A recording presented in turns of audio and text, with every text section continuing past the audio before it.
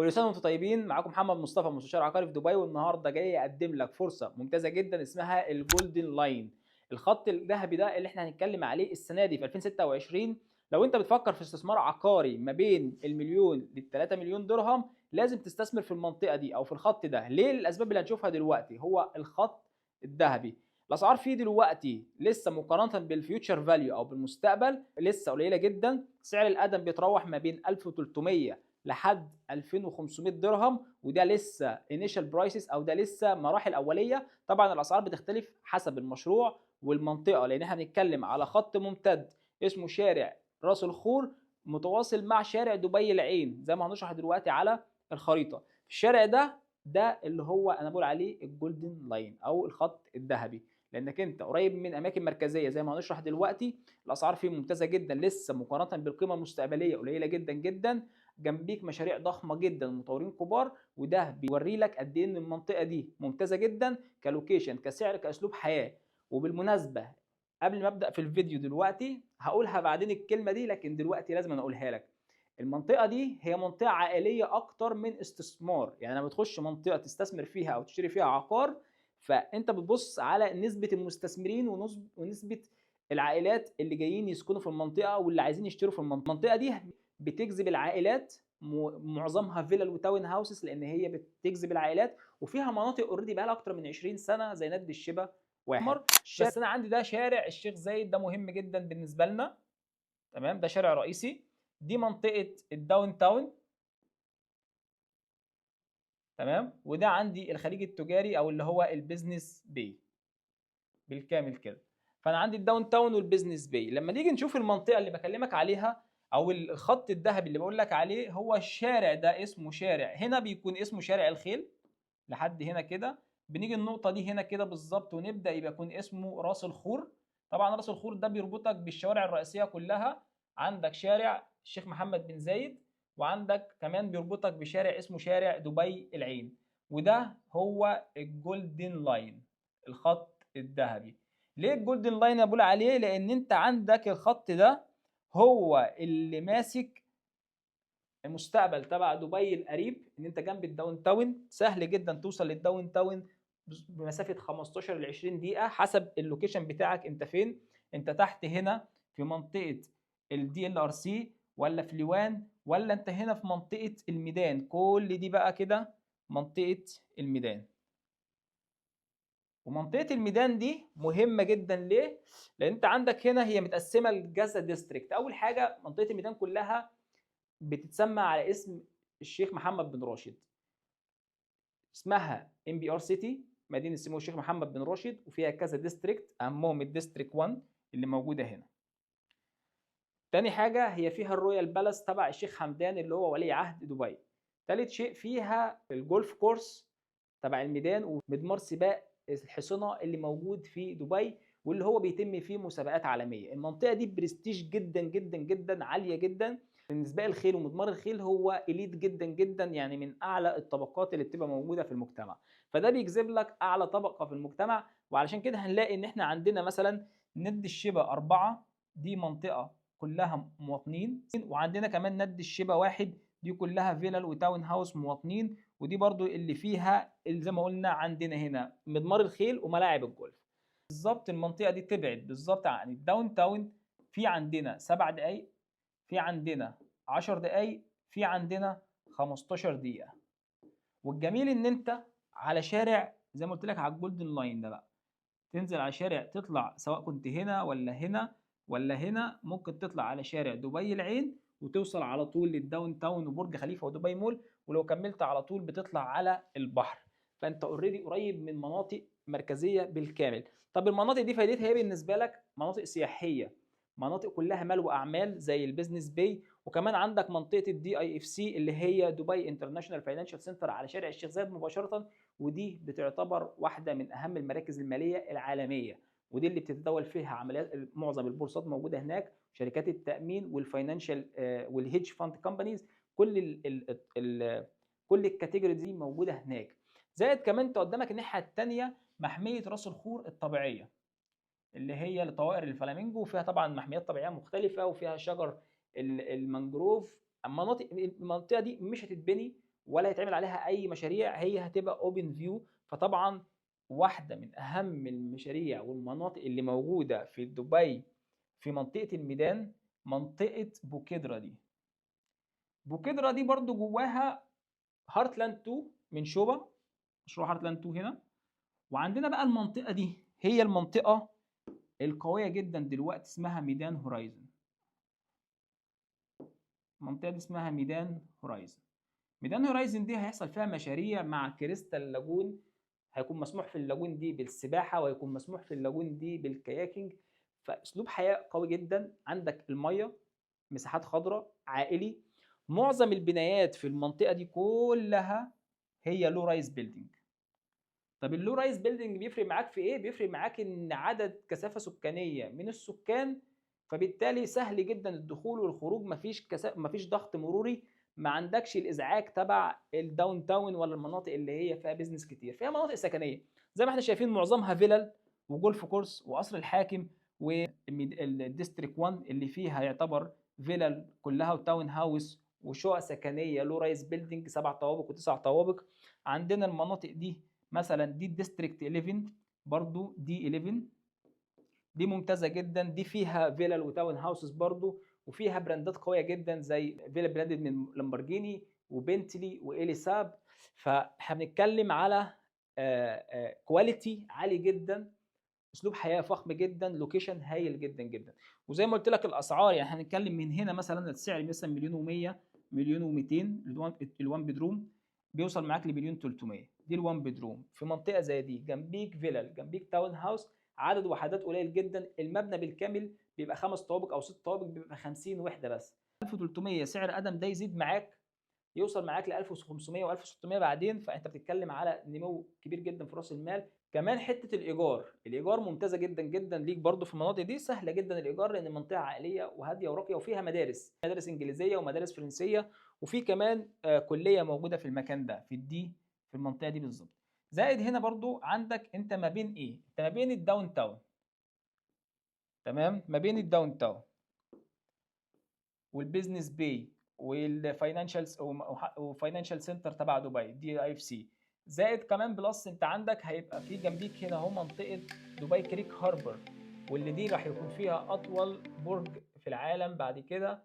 لحد دلوقتي في كلام ان هو هيتعمل له ريديزاين وممكن يبقى اطول برج في العالم، ده برج الخوف. هنا اهو دبي هيبقى هنا بالظبط في النقطه دي دبي كريك تاور. جنبيك الناحيه دي على طول هنا برضو منطقة دبي هيلز ستيت من إعمار. فأنت بقيت برضو ما بين 3 من أكبر المولات اللي موجودين في دبي، دبي مول، دبي هيلز مول، وعندك في المستقبل هنا هيكون في دبي سكوير مول، واللي راح يكون أكبر مول في العالم اتكلمنا عنه، وإن هو هيكون بيستخدم الذكاء الصناعي، هيسمح إن تدخل تعمل شوبينج بالسيارة، بس طبعا هيسمح بس للسيارات الكهربائية، تمام. طيب فانت ما بين مناطق هنا سعر القدم بنتكلم في 3000، يعني سعر القدم متوسط هنا 3000 درهم. سعر القدم في الداون تاون متوسط 3500، يعني 3500 درهم. سعر القدم في دبي هيلز ستيت بنتكلم في 2800 درهم. سعر القدم هنا بنتكلم في 1300 درهم. يوم ما هيزيد معانا هيبقى 2500 2200 درهم. في المناطق البريميوم شويه مش هنا بالظبط، هيبقى هنا بالظبط 2200 درهم، 2250، 2300.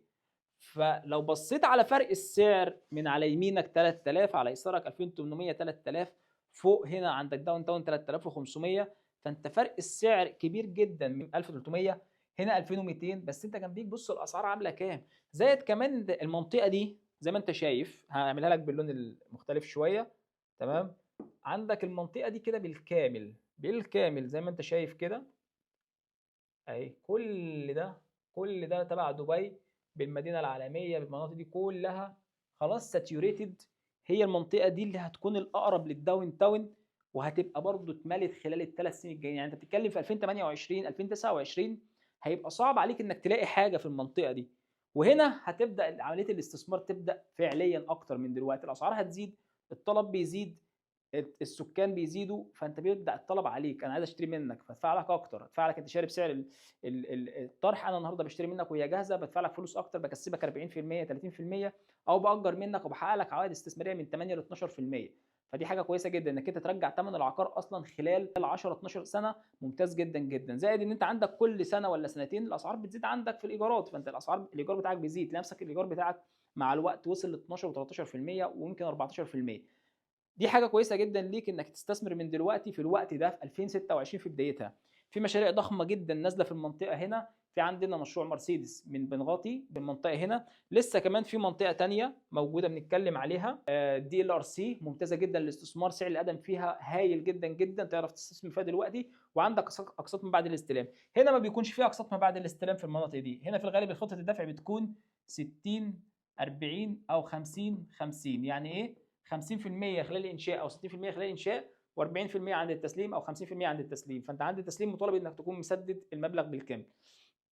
مش هطول في الفيديو دون، هعمل فيديوهات تانية كتير، تابعونا دايما باستمرار، اشترك في القناه علشان خاطر يوصل لك كل جديد.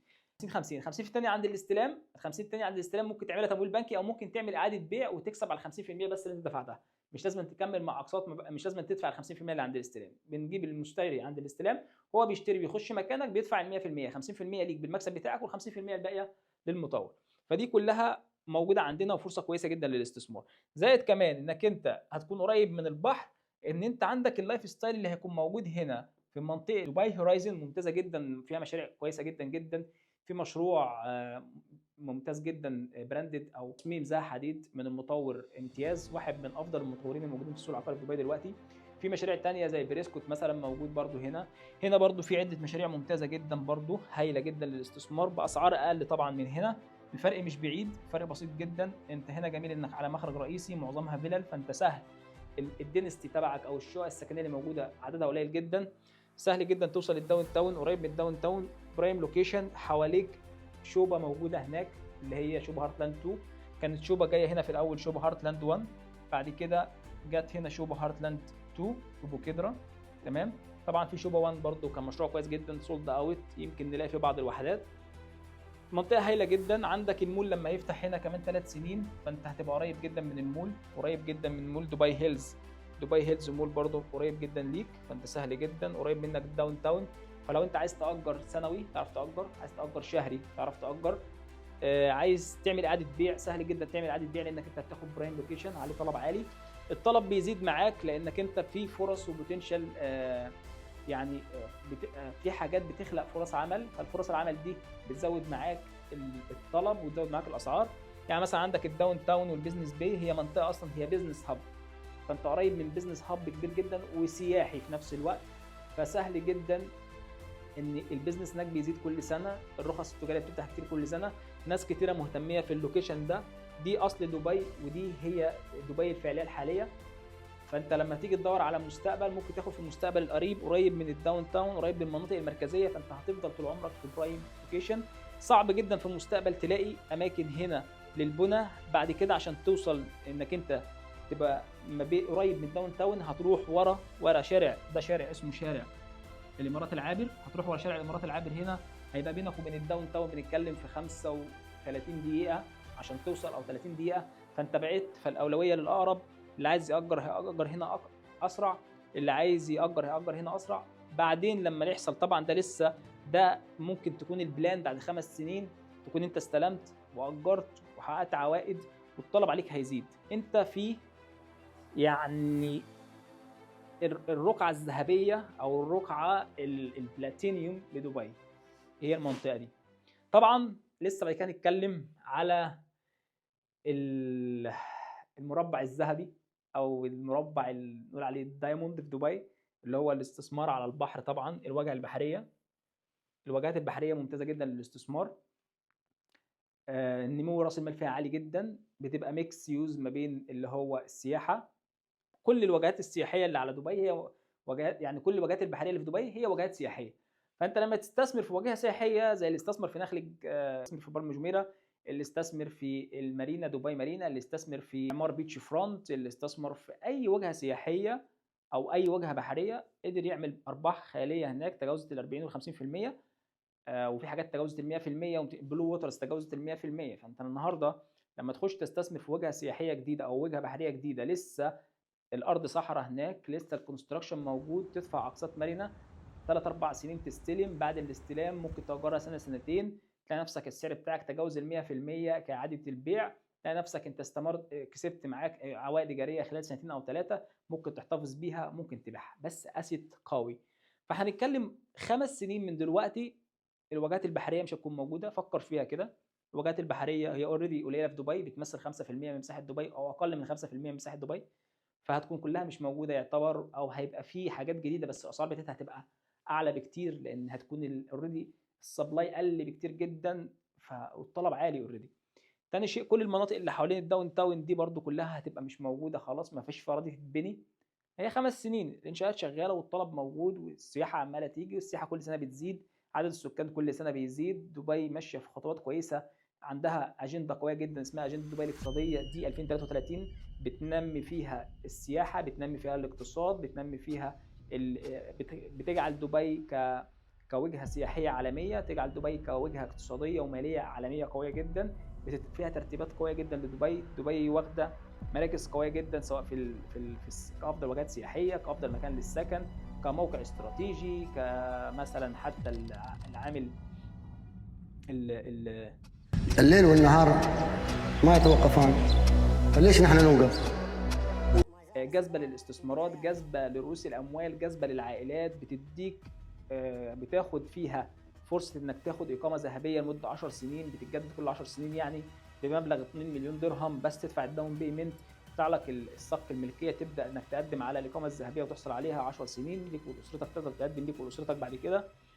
حاجات كويسه جدا ما بتعملهاش بره، يعني بره ممكن يبقى الريكويرمنت 2 مليون دولار، احنا هنتكلم هنا الريكويرمنت عشان تحصل على الجولدن فيزا 2 مليون درهم اماراتي، فاللي هو بما يعادل مثلا 600,000 دولار ولا حاجه، فممتازه جدا جدا. تمام.